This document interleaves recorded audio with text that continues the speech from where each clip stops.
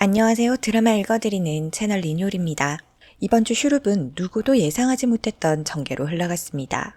경합 2차 과제로 주어졌던 서암덕이 역모를 꾸미고 있었다는 것만으로도 충분히 놀라웠지만 이 역모에 권희관과 토지선생 등 이미 많은 세력이 가담하고 있어 더욱 충격적이었어요. 서암덕의 방에서 개성대군이 병법서, 무기고와 왕의 침전으로 침투하는 경로가 표시된 지도들을 발견하면서 아주 노골적으로 역모가 드러났습니다. 3대가 멸족당할 대역죄인 역모를 꾸미면서 역모의 증거가 될 만한 자료를 너무나 허술하게 보관하고 있었던 서암덕을 보면서 조금 의아했었는데요. 어쩌면 왕 이호가 택한 경합을 위해 서암덕과 미리 짜고 치는 판이 아닐까 싶긴 했지만 머지않아 서암덕이 역모를 감추기 위해 의성군에게 개성대군을 죽여달라 부탁하는 모습을 보면서 찐 역모라는 걸 인정할 수밖에 없었죠. 서암덕이 역모로 추포되자 나머지 역모자들은 황급히 모여 회의를 시작했는데 이때 권유관의 정체가 점점 드러났죠. 그동안 황귀인의 숨겨진 연인으로만 비춰져 왔던 권유관은 여러모로 베일에 쌓인 인물이었잖아요.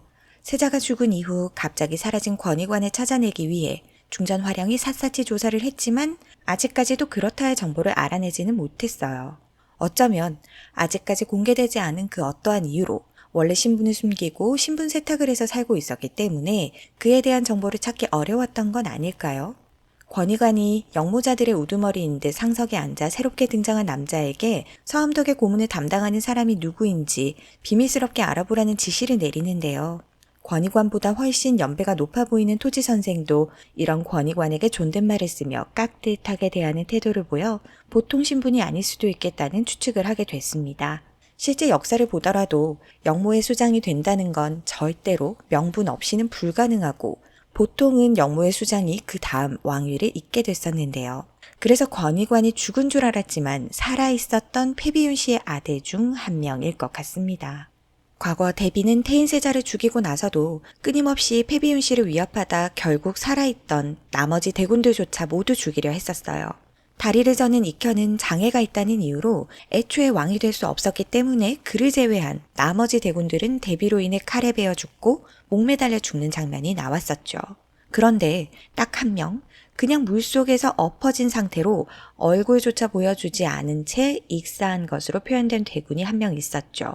다른 2명의 대군이 확실히 죽었다고 표현된 것과 달리 단지 물에 둥둥 떠있는 모습만 보여줬던 이 대군이 혹시 이때 죽을 고비를 넘기고 살아남았더라면 어떻게 됐을까요?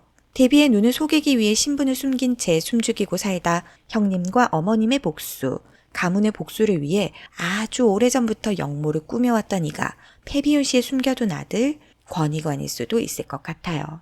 대비가 조기인이던 시절 아들을 왕으로 만들기 위해 극악무도한 짓들을 서슴지 않고 해왔던 것으로 보아 이 역모의 무리들은 대비를 가장 고통스럽게 만들 수 있는 복수 방법이 왕 이호를 용상에서 끌어내리는 것이라고 판단했을 수도 있겠네요.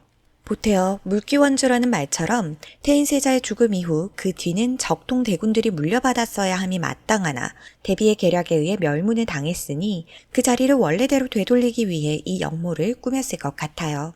그래서 대비에게 복수해야 할 각자의 이유가 충분한 사람들이 하나 둘 모여 이 역모를 계획하면서 그 우두머리로 권희관을 선택했던 게 아닐까 싶네요. 그런데 왜 권희관은 대비의 오른팔인 영의정의 딸 황귀인과 눈이 맞았던 걸까요? 이미 궁에 들어와 복수의 칼을 갈고 있었을 권희관이 황귀인이 누구의 딸인지 몰랐을 리가 없는데요. 권희관은 누구의 의심도 사지 않고 세자의 담당 의관으로 가기 위해 일부러 황귀인에게 접근했던 게 아닐까 싶어요. 세자에게 혈허걸이 있다는 걸 알게 된 권희관이 누구의 의심도 받지 않고 세자에게 사혈침을 놓아 죽이려 했을 수도 있다는 거죠. 만약 권희관이 이미 토지선생에게 혈허걸 치료 방법에 대해 배워 다 알고 있었다면 사혈침이 얼마나 치명적인지 알고 있었을 테니까요. 그러던 중 마침 황귀인이 독약을 전하며 목숨에 지장이 없을 만큼 극소량만 세자의 약에 넣어달라고 부탁을 하자 이를 기회로 삼고 검시에 독 반응이 나오지 않을 정도이지만 생명에는 위험할 만큼의 독을 타서 죽였던 것은 아닐까요? 이런 관점에서 보면 원손의 독침 사건의 배우도 대비가 아닌 이 역모무리일 수도 있을 것 같은데요. 당시 중전이 보모상궁에게 배우를 데려고 겁박했을 때 그녀는 딱히 누구라고 밝히지는 않았지만 그들은 중전마마보다 더 무서운 존재라고 표현했습니다. 만약 대비가 원손에게 독침을 놓으라고 지시했다면 그들이라고 표현은 하지 않았겠죠. 세자가 죽고 원손까지 죽고 나면 나라가 많이 혼란스러워질 것을 예상하고 이때를 노리고 움직였을 수도 있겠다 싶어요.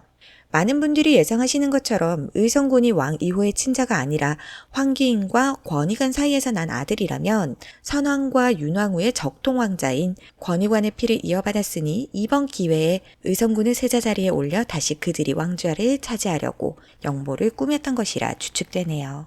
그런데 왕 이호는 어떻게 이 역모에 대해 미리 알고 있었던 것일까요?